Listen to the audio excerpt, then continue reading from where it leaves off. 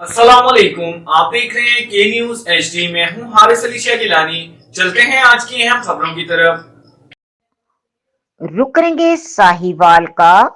Sahiwal teaching अस्पताल की इंतजामिया ने मुबैना तौर पर साबका मेडिकल सुपरिटेंडेंट के आशीर्वाद से इमरजेंसी गेट नंबर 3 के साथ शेड लगाकर कैंटीन की तामीर शुरू करवा दी है, जिस पर मरीजों और इनके लवाहिकीन और शहरियों ने शदीद तहफ़्फ़ुज़ात का इजहार किया।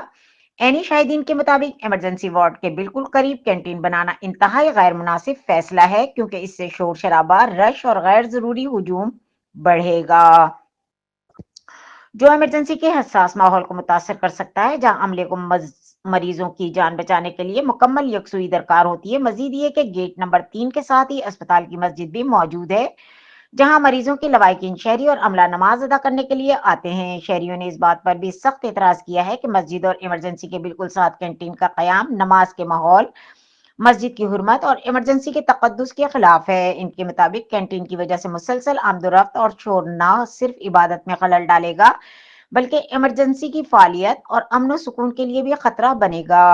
शहरियों और मरीजों के लवाहिकीन ने कमिश्नर और डिप्टी कमिश्नर साहिवाल से मुतालबा किया है कि अस्पताल में बढ़ती हुई बेजाब्तगियों, गैर जरूरी तामीरात और इंतजामिया की मनमानियों का नोटिस लिया जाए और इमरजेंसी वार्ड और मस्जिद के करीब कैंटीन की तामीर के फैसले को फौरी तौर पर रोका जाए।